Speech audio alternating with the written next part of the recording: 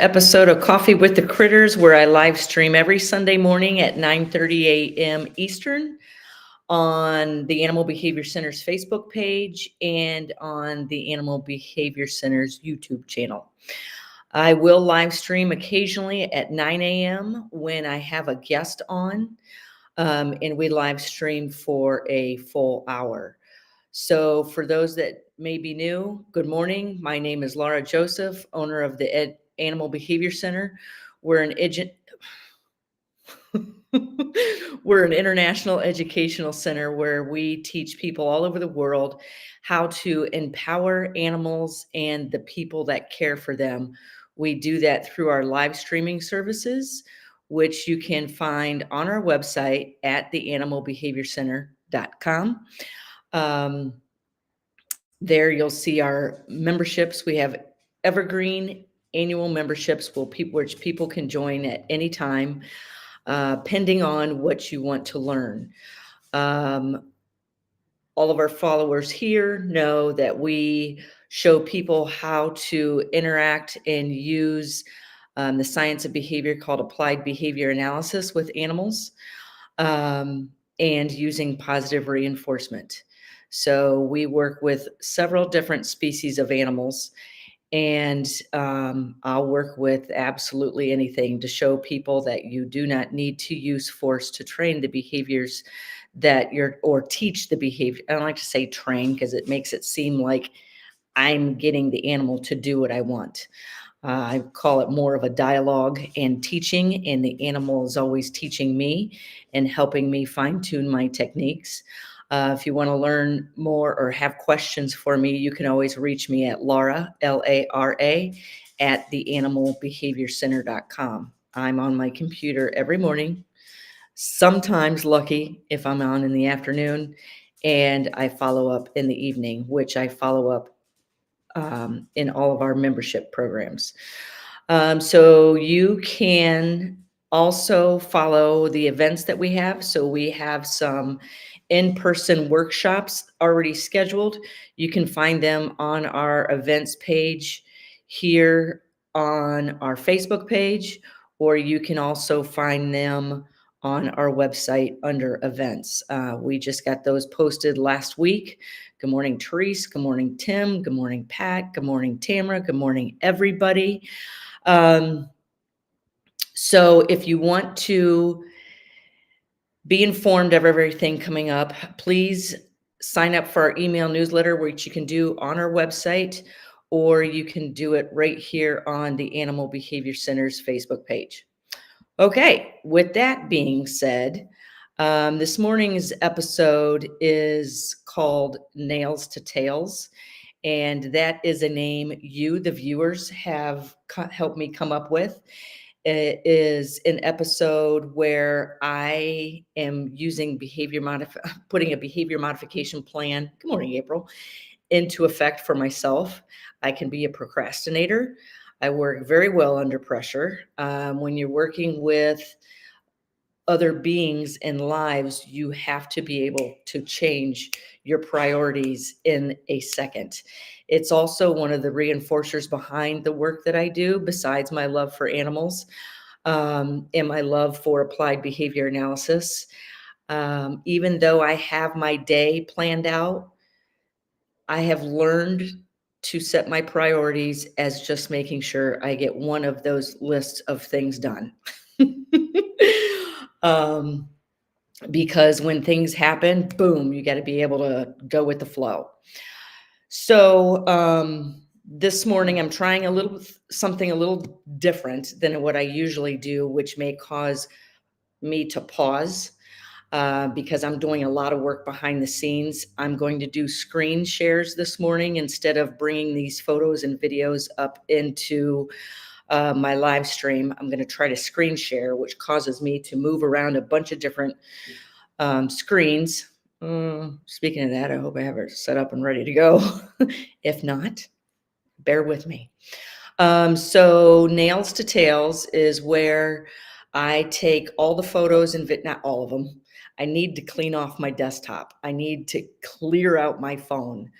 And because I'm constantly taking photos and recording my training daily, and it forces me to sit down and file everything so I can clear up my desktop instead of just going swipe, show me an empty desktop. Good morning, Lisa, Susan, Ray, Jennifer, Lynn, Stephanie. Hey, welcome. Okay, so let me see if I've got my screen pulled up, and I do on a different page. That makes it even tougher. So I have to go to screen, window, and I don't have it opened up in here. If you can give me 1 second, I am going to find it. There it is. And it's saying it's on my other screen. Bear with me. Like I said, this is something new, but I have a full episode. I don't know if I'm going to be able to get through everything I want to today. Maybe some of these photos you have seen before, but probably not. This first one, I guarantee you haven't, because it was just taken yesterday. Here's one of the things that I hope you can see this showing right now. Can you guys see this? Let me know. It's a video of an alligator that Lindsay Douglas took yesterday. This is an alligator in our training. Good morning, Debbie. Good morning, Adrian. She sent me a text and said, this is an alligator that's in our center that we're training and taking care of right now. His name is Bruce. She's like, take a look at this. No, you don't see it? Tell me if you see it now. It's playing, and it's Bruce bellowing.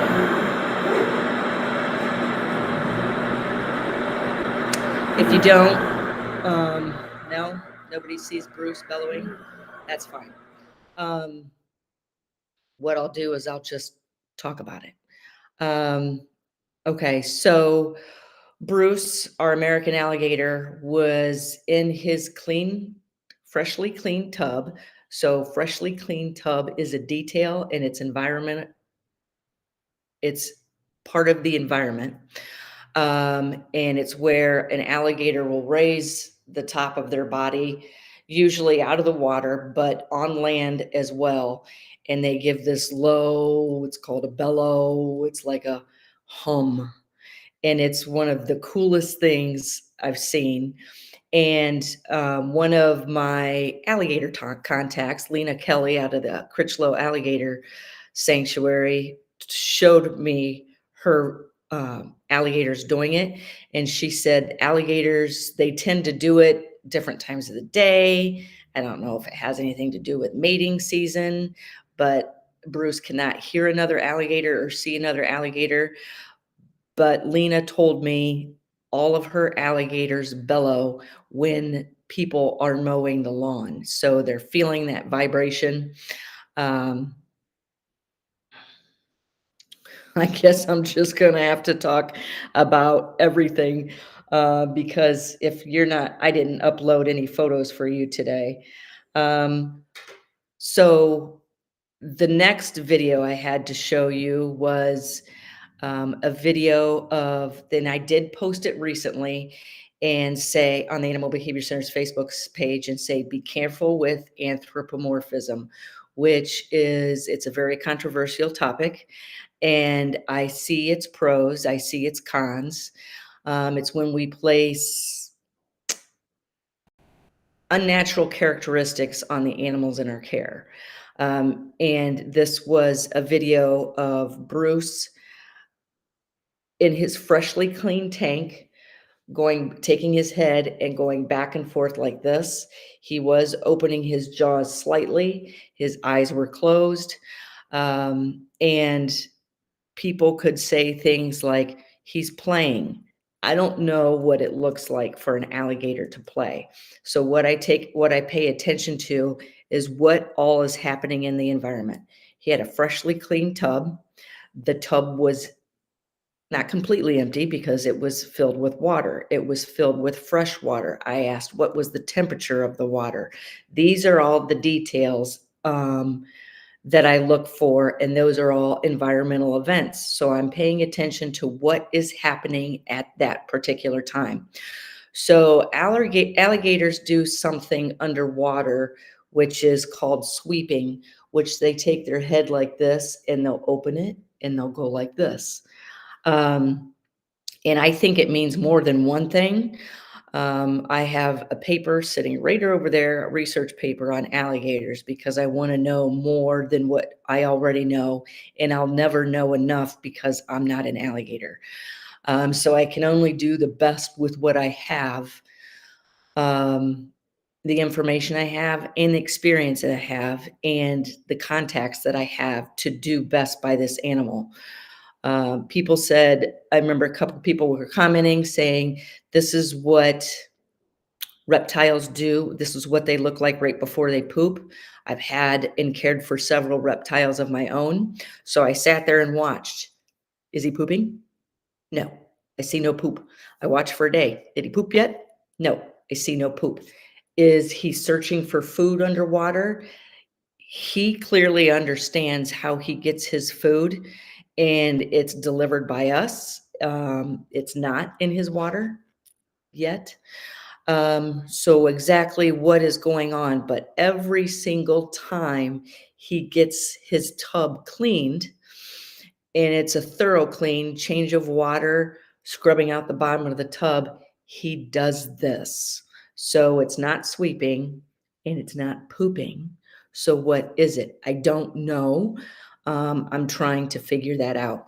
But the reason where anthropomorphism can get us in trouble is, I read a good Facebook post that somebody had yesterday, something about dogs, and dogs are family, but don't forget dogs are dog.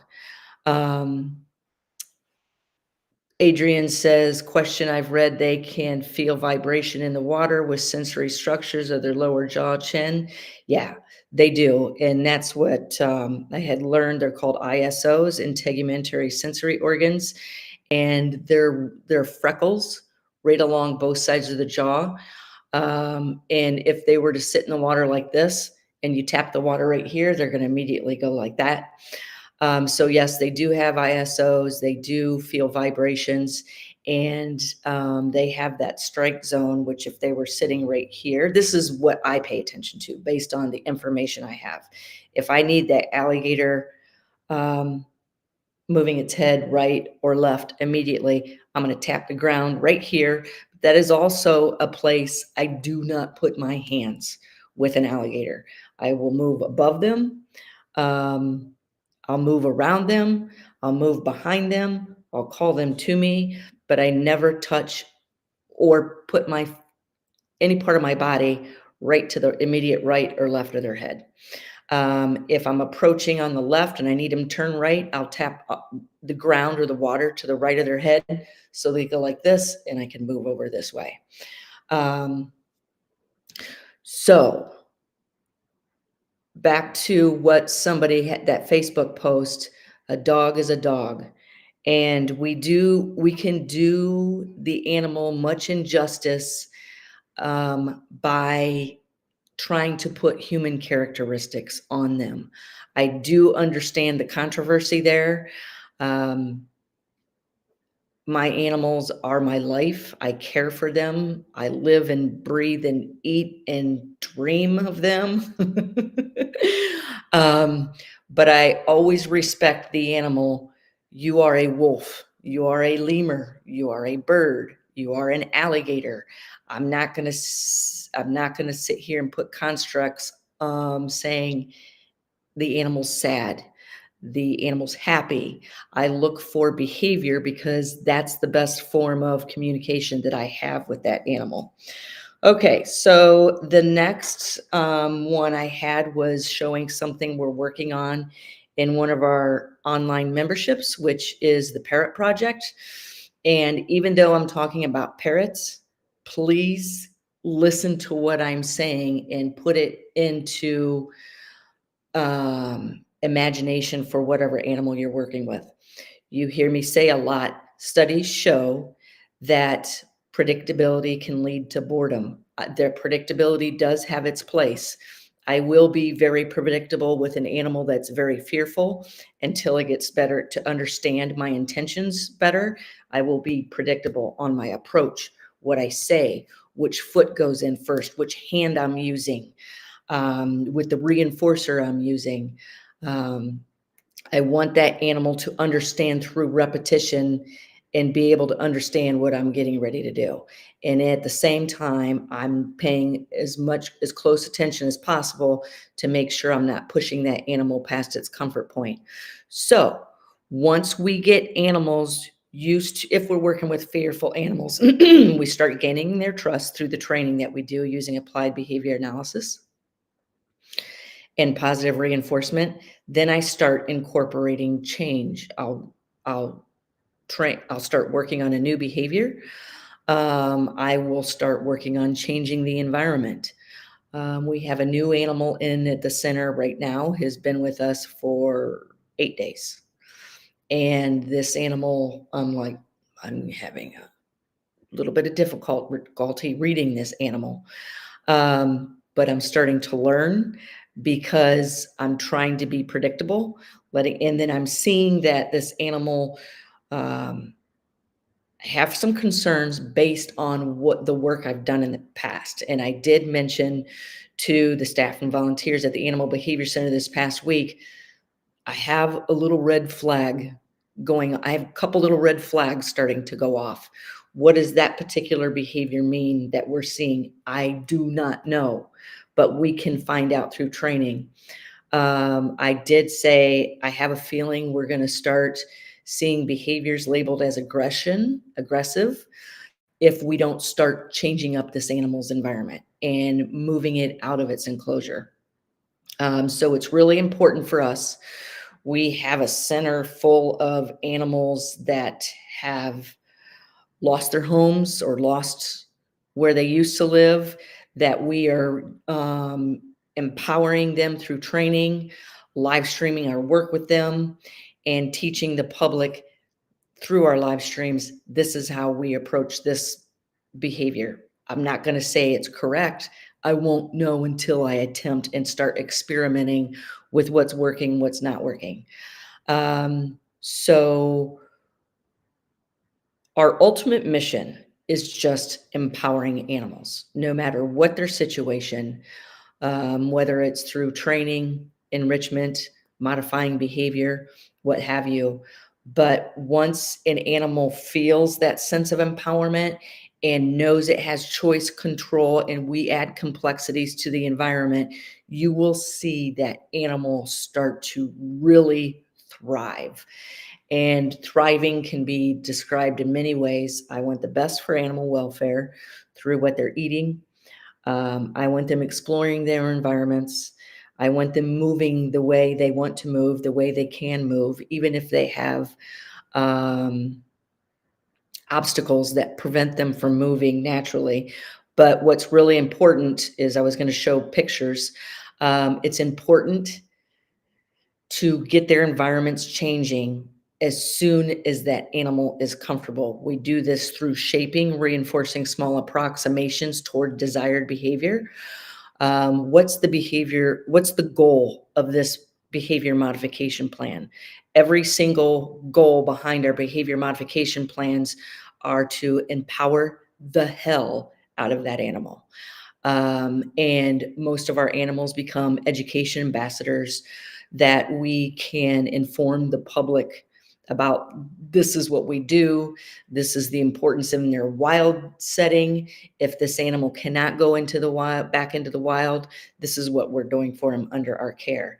So stagnant environments lead to boredom and an array of behavior issues.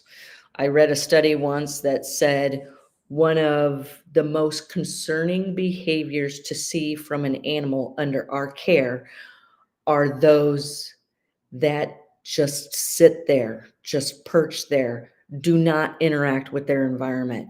A lot of times, this is a very common question I hear from people. what's the hardest animal you've ever had to train?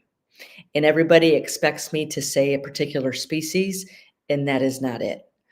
And I guess you define hard, challenging, time intense, attention to detail. Those are all reinforcers of mine to work with that animal. And I guess if you would say challenging, hardest, whatever, the hardest animal I've ever trained is the one that has a history of no enrichment, because that animal has limited choices. That animal has limited control over its environment, lack of complexities, and studies also show most animal environments lack complexities, and complexities in enrichment, whether that's foraging or training, that is what we focus on. How can we make this more complex for this animal and make sure the animal can solve it, and make sure that it's providing choice for that animal, and watch that that animal is engaging. And that is the reason why I train, because studies also show that if you're actually using positive reinforcement training, it's the animal's preferred form of enrichment. That is the number one reason why I train. And I know that for a fact. So we are with animals that are starting to thrive and thriving in our under our care.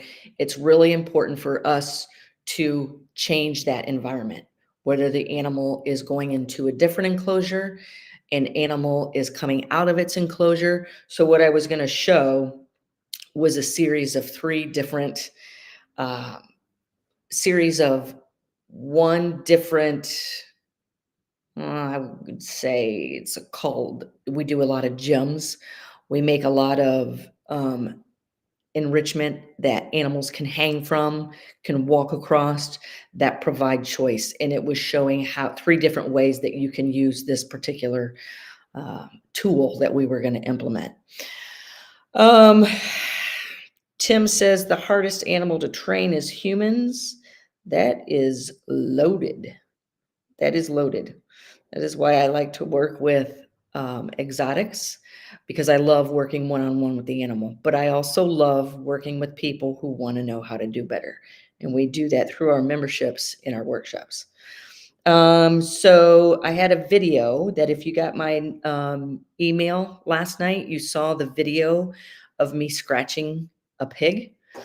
And the reason I posted that is because I was like, not only is this true for the pigs, this is true for the wolves that I'm working with.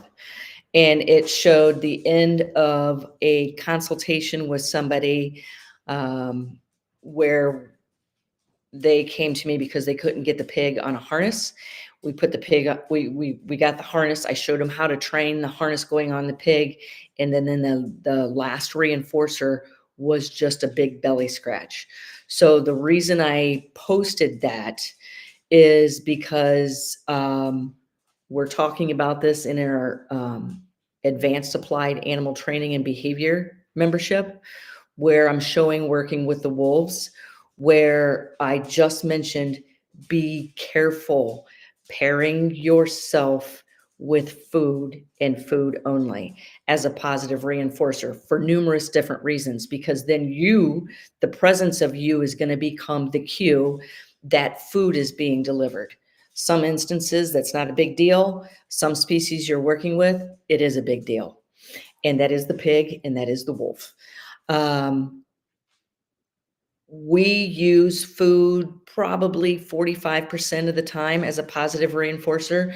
The rest of the time we're using pace, proximity, rhythm, tone of voice, vocalization, heat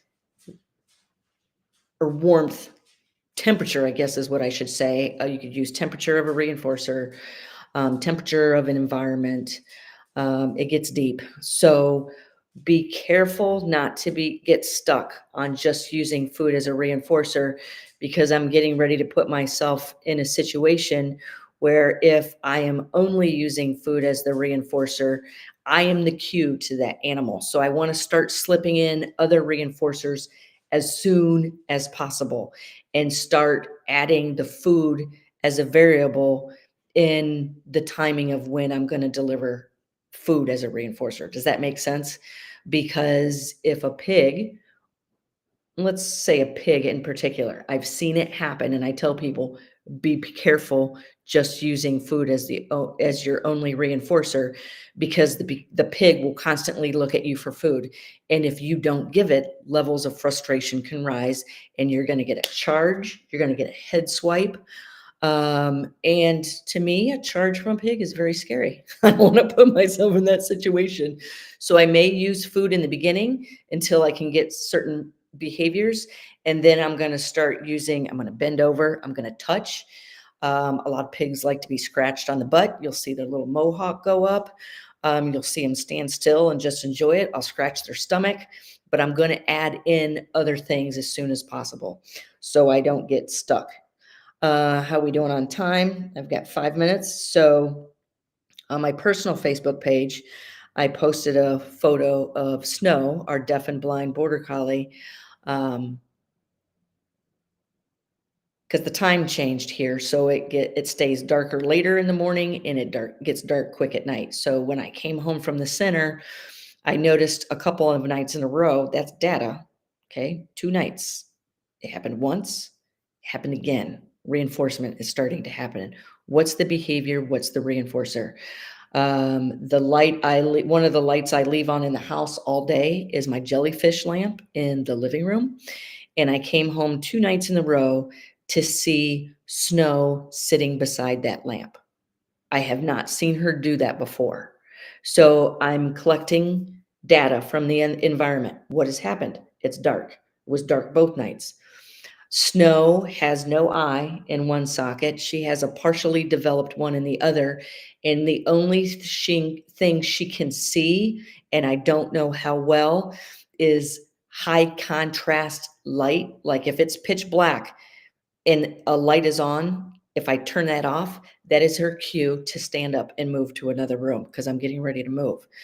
If it's sunny outside, and you can tell she's blind because she goes like this, and if it's sunny outside and she sees a shadow pass in front of her, she knows something has happened. So collecting that information into this particular situation, why is she doing this? Is it because that is the only light she can see in the house? Which I think it is. And I don't know. It's got to be, she has to understand a period of time of knowing when I'm going to come home, but that's not always consistent. But I think it's the only light she can see in the house. And my other dog is deaf, so I've taught him to bark when he sees certain things around the house, because Quincy, our Rottweiler, I had to put down a year ago, she was his teacher and she is gone. And so I have had to teach him since then, instead of relying on Quincy, let me train you. This is what we look for. This is when, can you please bark when you see this? And Snow can feel vibrations through her whiskers and through her hair. So there's certain things Levi will do when he knows I come home, and I've cued him to know that I'm coming home from about 50 feet away before I even walk in the front door. That will cue Snow to know that I'm home. So I think the behavior is of Snow standing beside that lamp is, it's the only light that's on in the house, and the rest of the house is completely dark.